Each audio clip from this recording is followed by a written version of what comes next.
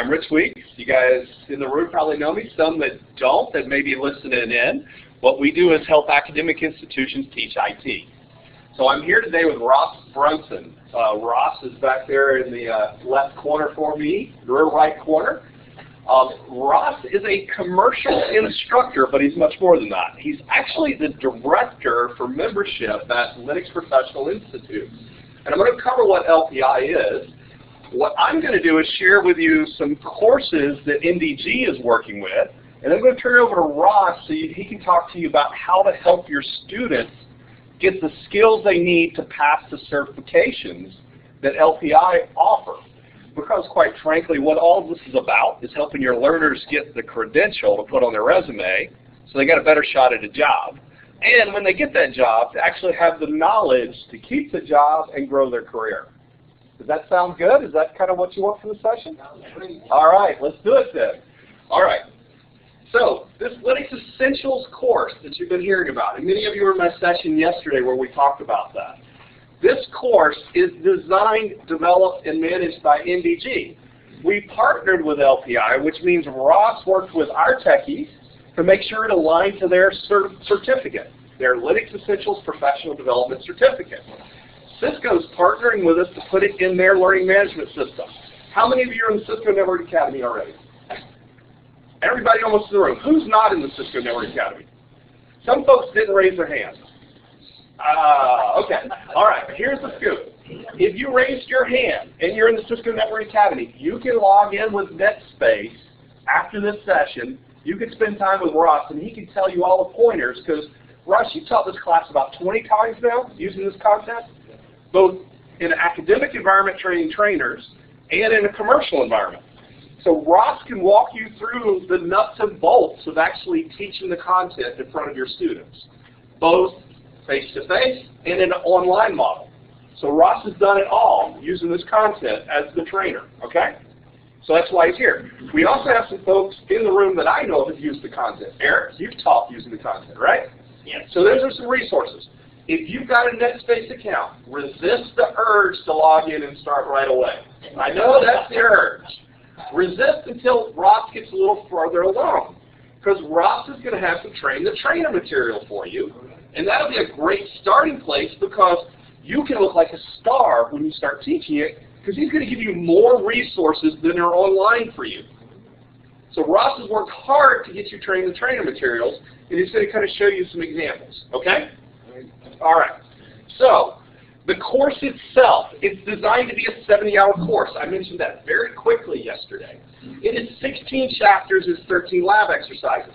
The first thing we want to highlight about this course is designed to help your students get up to the professional level, the Linux Plus LPIC 1, which, by the way, CompTIA Linux Plus is actually the same as LPIC 1. LPI runs that credential, believe it or not. So it's CompTIA Linux Plus, powered by Linux Professional Institute. A lot of people don't know that. It's important to know that. This class and this credential is designed to prop your students' skills up so that they can be successful at the professional level.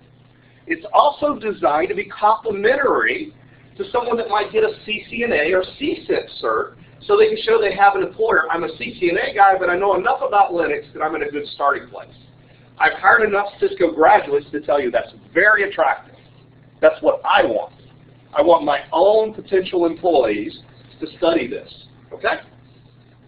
All right, the course itself aligns directly with the LPI Linux Essentials Professional Development Certificate objectives. So if you were to study the objectives off the lpi.org website, which you're welcome to go to, I will not be offended if you go to that website, Linux Professional Institute, lpi.org. Look at the credential objectives. Every chapter aligns exactly to what your student's going to be tested on, okay? The content is yours to use as you choose. All we ask is that you join the Cisco Network Academy program. Anybody know why that's real important? There is an expense to maintain and run an LMS. Cisco's investing on your behalf to help you get your students' job skills.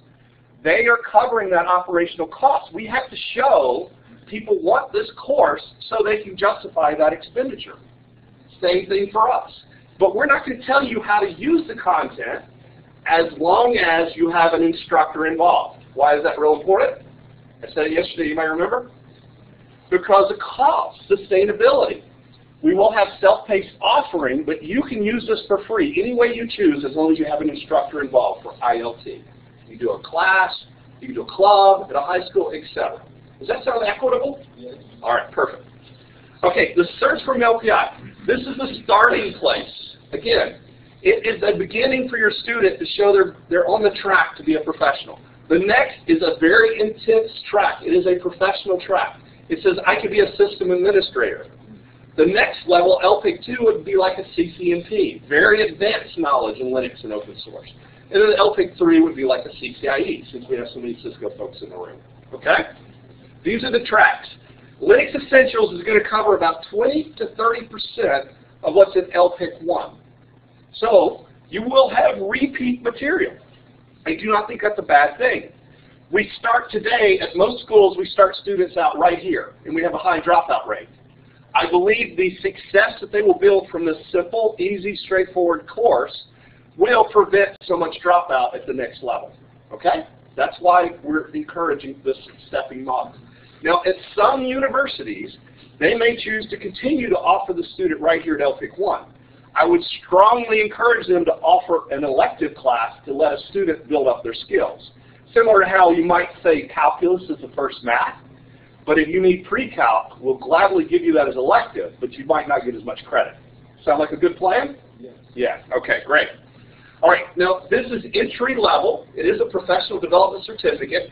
If you complete it, Chuck Bixby, back in the room, North America rep for LPI, has arranged for your students to get a discount from Pearson VUE for the credential. Chuck, what's that discount you've arranged for all Cisco Networking Academies? Do you remember? It's 20%. So they get right off the bat. So they get 20% off of the Pearson VUE test cost, right? What is the cost then? Chuck, what's the number? What's the cost in North America? I don't remember. Is it $100? $105? 110. 110. So they $90. $88. There you go. What about for instructor? I think in some cases, depending on what door you go through, are there any vouchers left? There were at one time for train the trainer. No? Yes, I do have for any instructor that's interested, if they just reach out to me, I'm happy to send them a voucher that can assist so you can experience it firsthand. Okay, so there are limited vouchers for train the trainer programs. Ross, what do you got to add to that? So really, I get registered as an LPI Academy instructor. You can do that even if your institution isn't an LPI Academy. That helps us get you the voucher and tax and all that. Okay, so what for those in the audience on the internet, Ross Bronson, Membership Manager Director, just shared that he and Chuck have a plan. You join the LPI Academy as instructor, they'll work with you to get you a voucher. That gives you their contact information. Okay? Anything else to add to the voucher? All right, what's important for you in NetSpace, if your student completes the class, all you got to do is say they passed it. NDG doesn't care about the grade thing. We do give you assessments. They do go in the grade book. What we care about is the student learning and working towards job skills. I understand you have to worry about the grade. All you have to do is flag the learner as passed. You're the professional teacher. We're not trying to get in that game. All you do is say they passed. They get a nice letter from the the CEO of LPI, Linux Professional Institute CEO, congratulating them on passing with their discount information. Okay? The next one, LPIC 1. This afternoon, we're going to do a deep dive on this course, and I'll cover more material on it. But this is where the professional information is available. This course is ready. It's in small market trial. Anybody doing that? Eric, are you doing it? Anybody else? Okay. What do you think so far? You like it? Yeah. Like anything, there's bugs to work out, but yeah. That's why we're doing the trial. Yeah, the advanced VMs are our biggest challenge right now, and I'll talk about that briefly. All right? Now, I want to point out, if you do CompTIA Linux Plus, you get a 3-for-1 credit. Now, this is something that LPI and CompTIA have worked out together. So if your students get up to this Linux Plus level, they take that credential, they can get a 3-for-1. Very nice offering. So I would encourage you to be aware of this, something people aren't all aware of. All right, the course is in NetSpace, as I said. There's a virtual machine married to the content so that you can use it right away. I'm going to log in and show it to you very briefly, and then I'll hand it over to Ross. There's a lab exercise. There are basically at Chapter 4, we've got enough base background where we introduce what Linux is, what a kernel is, what open source is, that we can start allowing the student to do lab exercises and learn commands. Yeah, I have access to the Linux Essentials. How do we get access to the course? You've got to be part of the small market trial. So if you were invited to it, you can request it. If you give me your email, I'll introduce you to the folks. So anybody that wants to consider LPIC 1, come see me afterwards and we'll see if we can get you added. It may be too late. It's been going on about 5 weeks. Okay? All right, the assessments are there for you. Now I mentioned earlier, I'm not as interested in the grades. I know you need to be. At the end of every chapter, you can test the student's knowledge. It will go in the grade book in NetSpace. The student can do multiple attempts if you allow them to. And you'll want to look at the FAQs on how to set up the assessments, okay? So that is available to you. You have an answer key as the instructor. So all the answer to all the questions are provided to you as an instructor. Okay, go ahead. Do they have to take that if you already have your own assessments? They do not. You decide if you turn on the assessments. And NDG has no skin in the game from the context of what you want to do with this. This is a resource for the learner. If you're not going to make it part of the grade, I would personally probably turn it on and then tell the learner it's a competency review, because if they miss a question, what our engine's going to do is tell them where that was in the content so they can go back and study it again. So it might be a good resource for them, but it's totally your business decision. Okay. I'll share with you why I don't want to be in this. Anybody know why? There are so many laws around the world, and we're passing this course around the world. It'll raise the cost and expense to try to deal with all the different laws associated with identity, grades, you name it. I don't want that headache. I want to help learners get jobs, but I don't want somebody calling me up crying because they failed a course. They don't think one question's fair. Sound equitable? That's professional instructors deal with that every day, and I'm sorry you do. But I can't scale it worldwide, and I know it out the gate. So I'm going to focus on the learning modules. That's what the assessments are about, okay? You have PowerPoint slide decks that are aligned to every chapter in the course. These are already there for you under instructor resources to download. All right, help is all online, so you just basically follow the online instructions. We are not going to have a phone bank. All right, small market trial feedback was very positive. 100% of the instructors said they plan on using the course after the small market trial. Very good feedback. All right, NDG is responsible for the course and the virtual machine. So if things are not working, you submit through that help. Cisco is going to take care of NetSpace for you, answer your questions. Support Center will support you. Richard, Roderick, Karen do a great job. If you haven't never worked with them before, I encourage you to consider reaching out to them. LPI has developed and trained the trainer materials, and Ross has got excellent resources to make you look like a star during your lectures. You don't have to go anywhere but work with LPI, and he's already going to point you to resources where you'll have more material than your student when you walk in the classroom. Sound like a winner for you? Yes, yes. All right, so NDG is not going to be in the business to help you be a professional trainer. You already are one. But it's always nice when somebody like Ross is going to make it easy by saying, here's what I use in the classroom. I think it might help you. And that's what Ross is going to do for you. All right. I'm not going to cover this to the next session. So I'm going to skip forward and I'll just show you the class real quick in NetSpace. I've already got it up and running here. I'm going to click on Learn because I'm going to go in as a student. Open up the course. It'll take it a second to load everything. Obviously, I'm sure I'm competing with bandwidth. Click on Modules. Here are all the chapters, 16 chapters, 16 assessments. And then with Chapter 4, we start with labs. When I click and go into the chapter itself, notice on my left here, I can navigate through the content. And here are my objectives. Every chapter is going to have the exam objectives that LPI is going to test you when you go to a Pearson View. So it's going to list them so your learner can refer back to it and make sure that they can check those boxes, that they know that material. As the learner is studying, we're actually going to give them a virtual machine to play with. And this is a real Linux virtual machine. I always get asked, is it a simulation? Is it? No, this is a real virtual machine. So we're passing every learner in the world a real virtual machine, and they can play with it as they read about Linux. All right, so that is basic teaching model. This is designed to be self-paced. My self-paced learners, we're tracking if they knew something about Linux, those 60 hours, if they knew nothing about Linux, they couldn't even spell it, they were in the low 70 hours. All of my small market trials self-paced passed it on their own. Is that a bad thing? I think that's an excellent thing. But now, if somebody comes to your classroom, you know if they're motivated, they should be able to pass that credential, and you just help them pass that credential. And that's why Ross is here. Ross, can I turn it over to you now? Sure. And again, I logged into NetSpace. Ross is going to show you around there. You can see, I'll keep my account open if you want to make sure it's course. So I love focusing statements. You have the students who ask you questions all the time, and one of the things that you need to be able to do is to be able to give them a definitive statement. And one of the ones that I like to make about this course is that I can never go back. I'm ruined for the old style.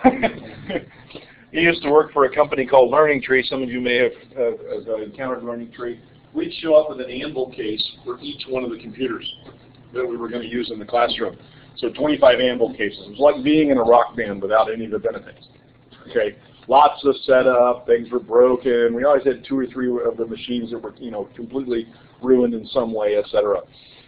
This course, and I have to give huge amount of credit to Rich and his guys for listening to feedback. And one of the pieces of feedback that I jokingly said that I really meant it was, I want to be able to get mugged on the way to class and still be able to teach that day. I don't want to get mugged on the way to class, but if that were to happen, I want to be able to walk into the classroom and go, bam, hit the settings, hit the resources, grab the slides, load the PDF. Okay, everybody, let's go.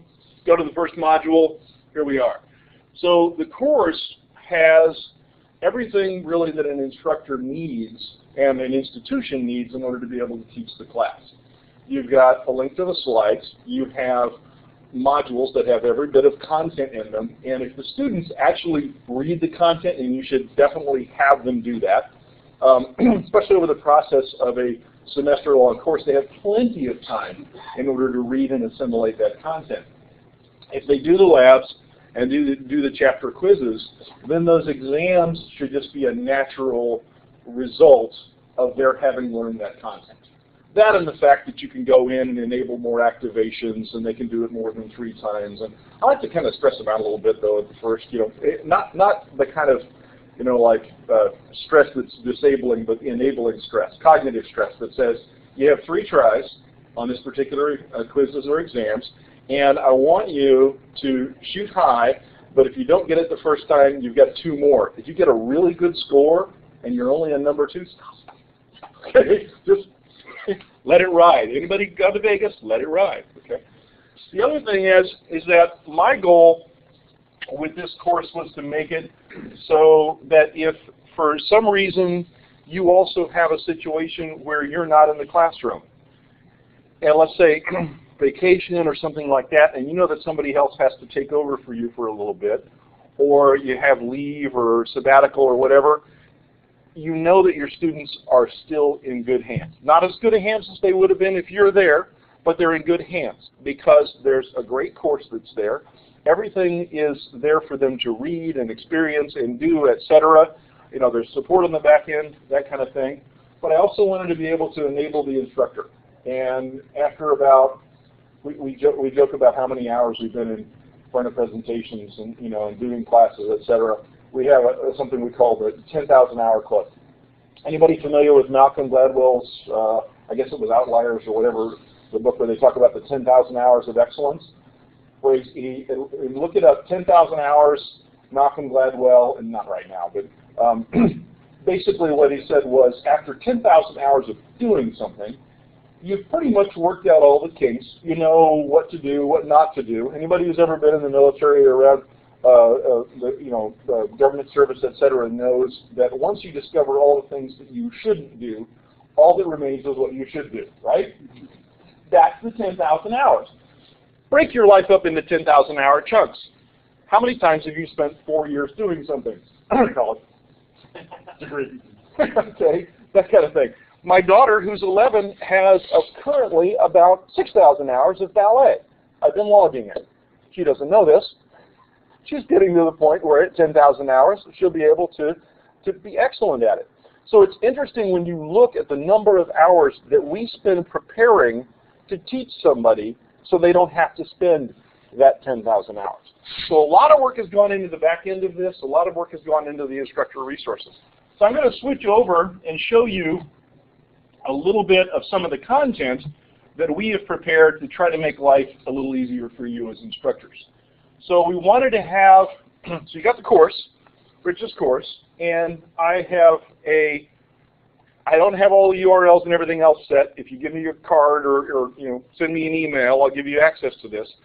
We're hoping that it's going to be off lpiacademy.com, which is the LPI Academy, and it'll be something simple like trainer prep or instructor prep or something like that. And I have all the content, but here's an example of what that content will look like. Yes. Yeah. So if you are now a Cisco instructor, you are not able to use Cisco. Well, if you're not a Cisco instructor, it's a little more, it's kind of like Facebook, it's complex. Okay, the relationship is a little different. We can have Rich talk to you about exactly how that happens. There's a process that Cisco is working on that we're aware of where a non-Cisco school will be able to get access to teach the course. And so check with that. That's still in the process. As you can imagine, it's not as simple as just saying you're there, but they are working on it. Yes, hello. Yeah, you're in great shape. Go to your Cisco Networking Academy administrator and educate him that this course is available in Cisco NetSpace. He can add you as an instructor in NetSpace. 24 to 48 hours after you're added, the course is available to you. So the question was, I'm not a Cisco instructor. How do I get access to this course? And that's what Rich just answered. Yeah. Pierre reminded me that we need to ask the other question so that my voice is there. And that was, how does somebody who is not a Cisco Networking Academy get access to use the course? I'm going to defer to Rich on that. All right, this is really straightforward. Go to Google Cisco Networking Academy. When you come to the front page, there's a link, Join the Academy Program. You can go through that process. Now, the process is going to make it look like you need equipment because for most of Cisco Networking Academy courses, they encourage you to have equipment. This course does not require equipment. Ross mentioned they're going to be updating processes. Well, that would be an example, okay? So if you go through that process, go ahead and fill out the form. You can join their program to teach Linux Essentials. They've already made that decision, okay? I hope that helps. Now, if you need further assistance, there's a support center here, and I'll introduce you to the support center. And the Cisco reps here, I'll introduce you to the Cisco rep. Okay? Cisco Networking Academy. Yeah, so just go Google for Cisco Networking Academy, because I don't think it's quite that simple. Yeah, if you Google Cisco Networking Academy, you're going to get to the NetAcad site real quick. It's usually easy to remember that. And we'll be glad to introduce you to the rep. He's here. Okay, you'll remind me later during the open sessions when people are walking around, I'll introduce you. You already did the book, in case if you want to use the hard book or a PDF. No, well, we don't have a book, but Ross is going to point you to all kinds of things that can be extra resources, including, I think, Ross, aren't you an author of a book? Current and future. Actually, if you just go Google Cisco Networking Academy, you're going to find a bunch of links here. Any one of those is going to take you to where you can join the academy. Yeah. So like Rich said, that process, go join the academy. When they contact you, you say, hey, I'm doing this for the purpose of teaching the Linux course. That kind of pops you into a special category, and they'll take it from there. The content that we're talking about here, what I've done is I've taken every chapter module, whatever you want to call it, grouping of content in the Linux Essentials course, and I have created a how-to-teach guide, also known as an instructor guide. This how-to-teach, basically I broke it up into several sections. We got an overview so you know what's going on, objectives that we're going to be covering, that so you have an understanding of that. Key items that we're going to focus on, there's always a set of things inside a set of objectives that you'll want to make sure that you focus tightly on.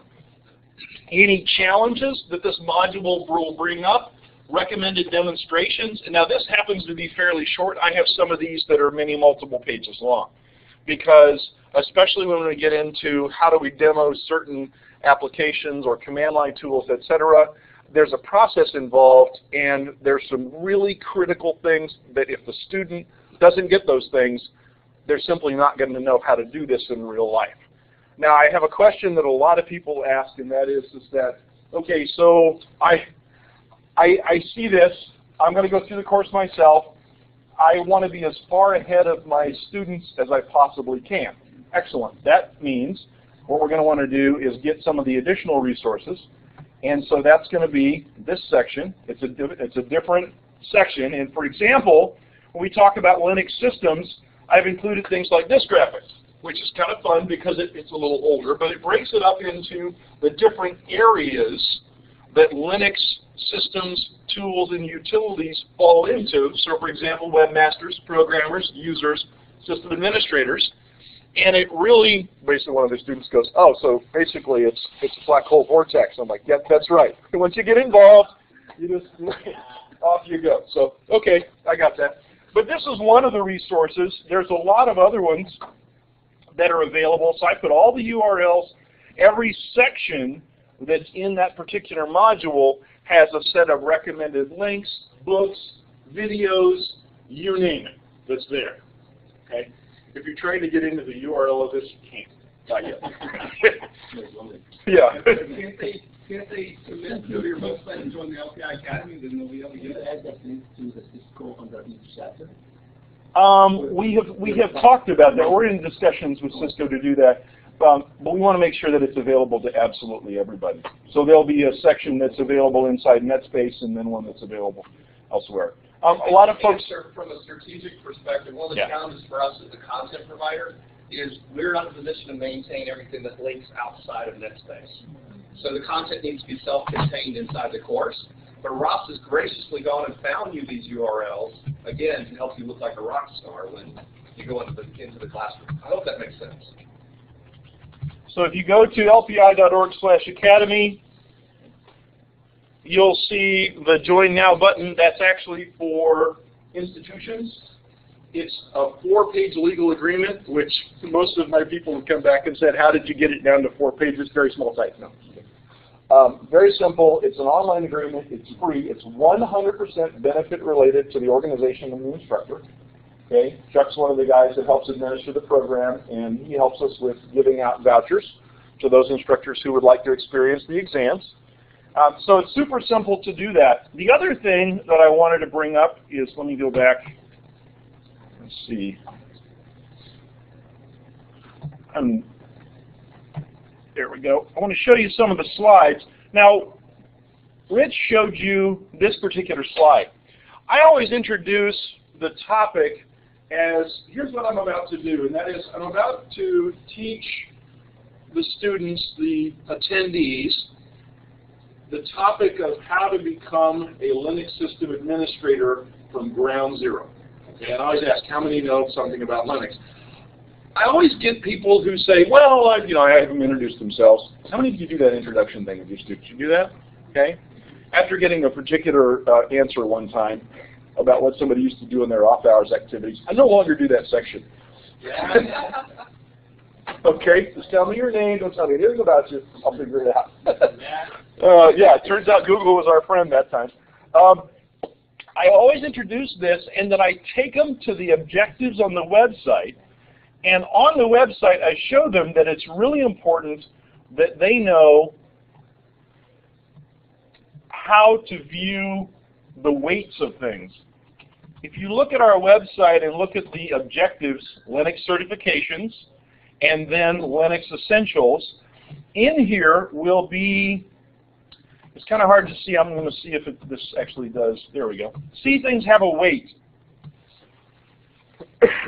Years ago, the weight of a topic, if you took the weight of the topic times the circumference of the Earth and divided by pi,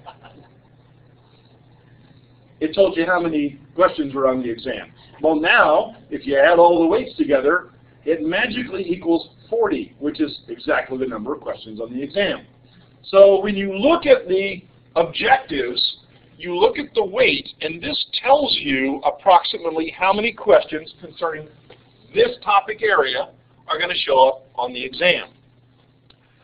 I never show them this as a way of saying, here's what to pay attention to, here's what's important.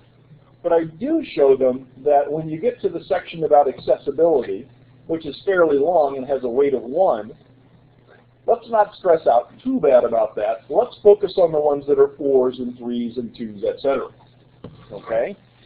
So what I really want to do is make sure that you, as instructors and potential instructors of this course, have every resource you can possibly get in order to propel you forward and have a good experience with the class.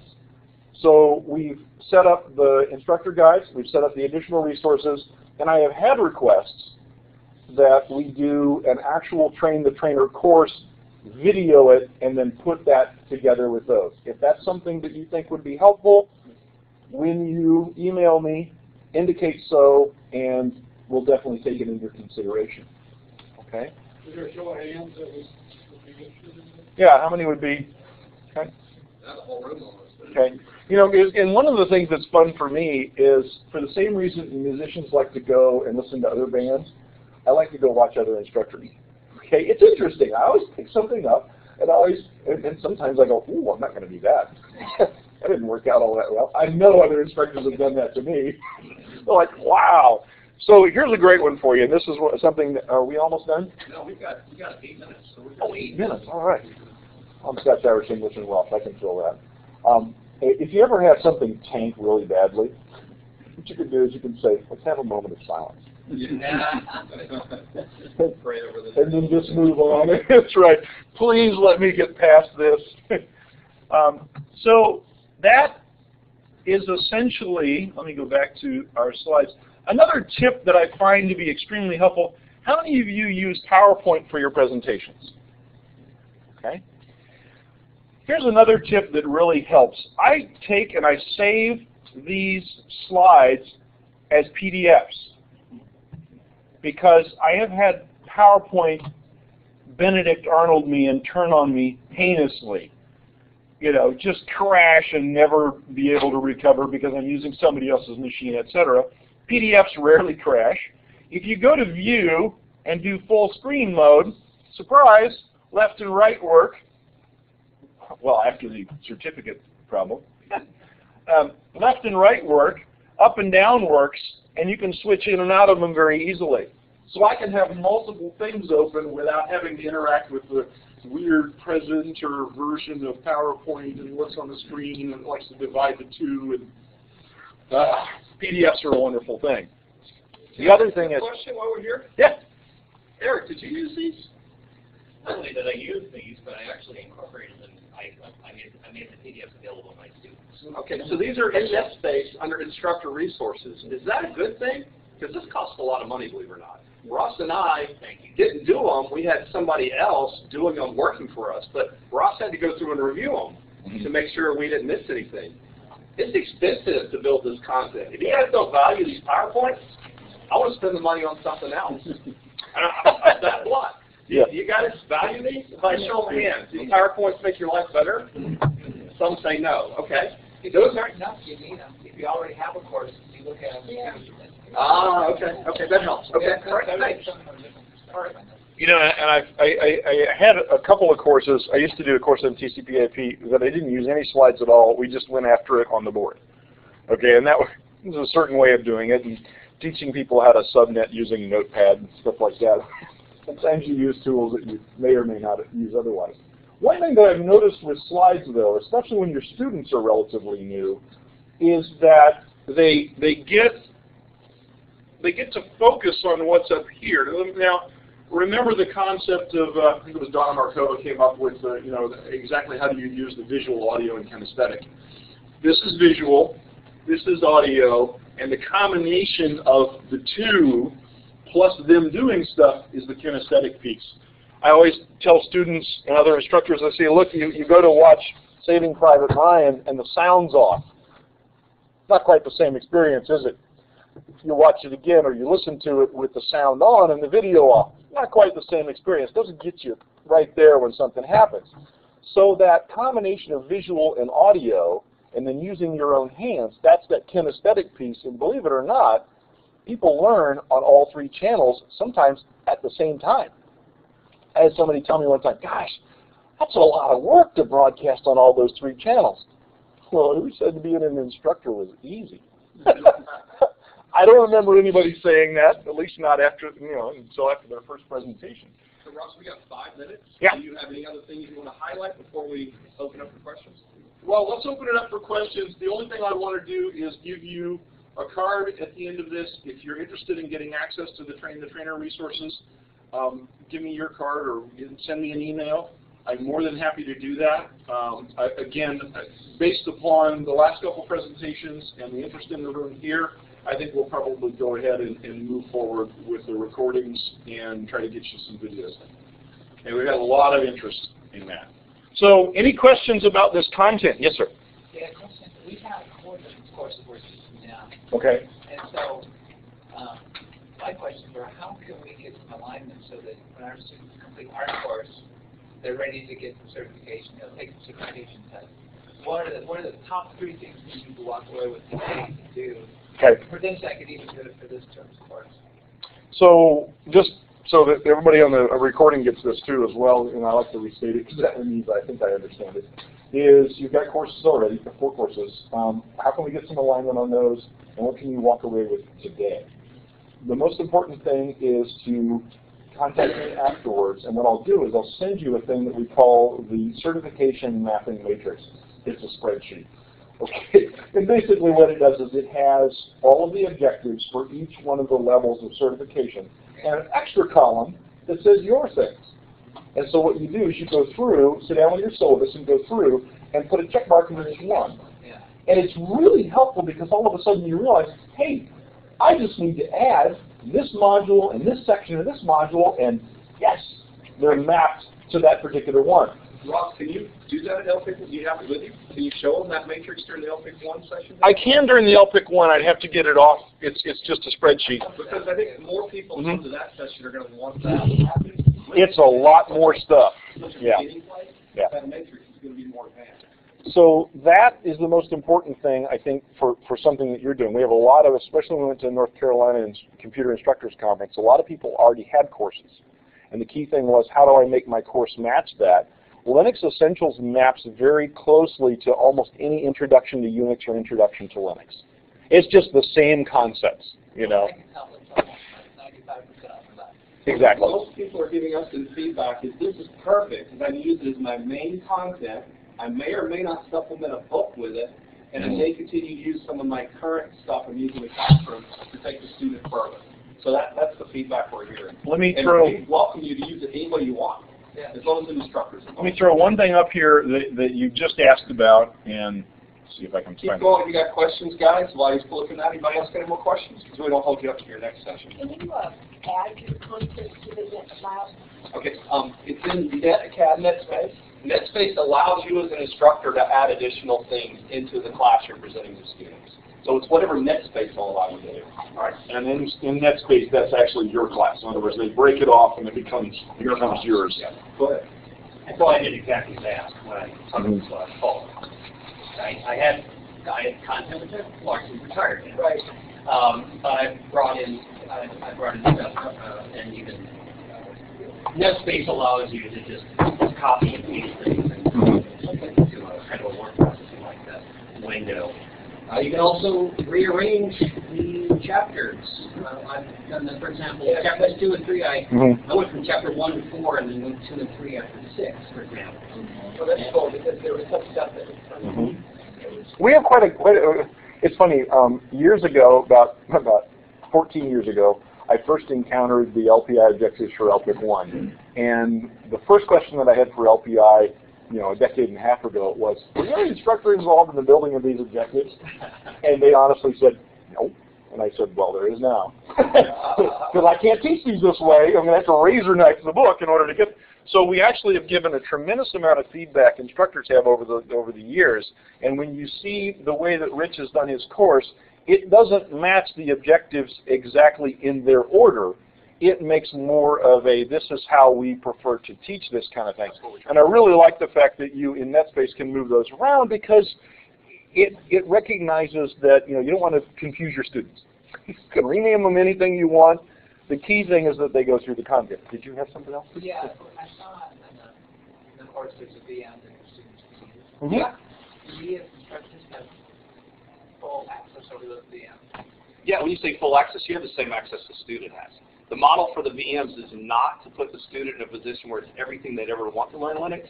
It's simply to put you in a position as instructor where you don't have to deal with any headaches to give them a VM.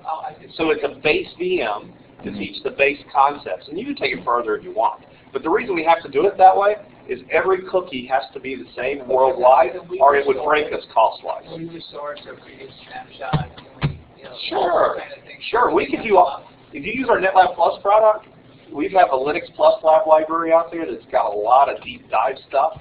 A lot of it written by commercial instructors with commercial instructors, and you can do all that kind of cool stuff. But most schools are not in a position to teach an introduction to Linux and dive in and manage all their VMs. Some are. But this is just meant to be a cookie cutter to make it easy. You can add anything you want to that. So you can look at student history and...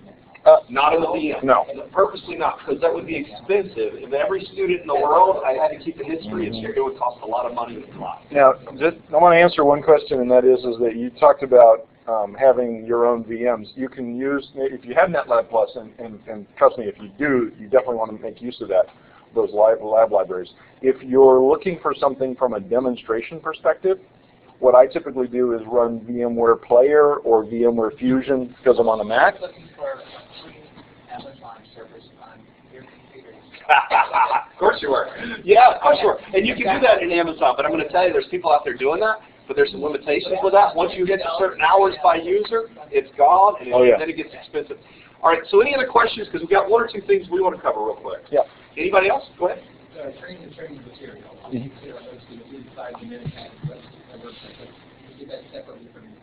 We're working on that one, but we also have a version that's available outside of that. So when you contact me, I'll give you the one that's outside. As soon as this one becomes available, we'll let everybody know. Right. There's a little more process involved in that. Any other questions? Because we got one or two things we want to ask you. Any others? All right, quick. I want to show and ask one quick question. Ross, thanks so much for doing this. I know you've got a busy schedule. He's going to do LPIC 1, and that's probably going to get a lot more meat and potatoes. What I wanted to show you real quick and get your feedback on, in LPIC 1, in the small market trial, and it's a little teaser to get you to come to LPIC 1, LPIC 1 gets really technical. So there are like 27 chapters, a lot of material. At this level of Linux learning, you've got a lot to absorb before you go take the certification, okay? What we did here was add before you get started. And the reason I want to get feedback from you is Chuck and I are beating around, working with Ross, to take a before you get started for Linux Essentials and add in, on top of this, how to prepare for a certification. Would that be of value to your learner if we added modules before you get started, before they started studying the content, that told them how to prepare for a certification? Yeah? No? Somebody's doing this. Oh, it wouldn't hurt. Pardon me. How many by show of hands would want Ross to work on steps to help your student and you prepare to get a cert? Show your hand, because it costs a lot of money to do this stuff. Yeah? Okay. Would you want that at the Linux Essentials, the beginning one too? No. No, you just want it at this level. Okay. What if we did some marketing material to help educate the learner on why they should go take the cert? That would be smart? You mean like job possibilities? Yeah, like how many jobs you could get if you go take this cert. We encourage you to go ahead and invest now. Buy it now, commit to yourself, you're going to go take the cert. That kind of language in the beginning of the course. Why you need to invest, how it's going to help you get a job, what jobs are out there. Is that something we should add in the beginning of Linux Essentials so they get it? Yes. Okay, so everybody say, okay, Chuck, there's our feedback. Thank you. One thing is that they've already added some, I wouldn't call it marketing materials, but informational materials to the chapter headings of the content in Linux Essentials. So in other words, if there's a particular statistic or infographic that helps make sense, it's already in there in some of that. We're talking about taking it the next step further and saying, look, one of the reasons why you're probably learning this material is because you hope to enter the job market with this particular specialty. If you do, here's the competitive landscape, here's how to be successful in that landscape. And one of those ways is to be able to put some paper to a certification that describes the skills that you already have. One thing that a lot of this is already in the course. Right, that's exactly it. So a lot of people will ask at this particular level, why should I get a certification? Very simple, very straightforward, about 5,000 times explaining it, and finally got it. The certification is an independent third-party metric that describes to somebody who cannot vet you technically the level of skill that you at least need. And we used to all be able to do vetting of the people that were in our projects. Last project I was involved was like 27 different disciplines. People can't vet that many. You can vet 2 or 3. But this, and so they did a lot of work putting these in here so that you will see, and your students will see, a lot of messaging about why it's important to do this. So the before you get started for Linux Essentials would have similar infographics that would explain what the value of certifications are, but in Linux and open source. Why you want to study and why you want to invest, what you're investing in. Would that be a winner? Okay. LPIC 1, it sounds like it would be more like Ross telling you, okay, this is going to be tough. He wouldn't say that hopefully, but he would be explaining, you know, guys, this is how you can go about becoming a Linux professional. Here's why you work for the credential, how to prepare, how to study. It'd be written by a professional instructor. Does that work? All right, that's what we're going to work on.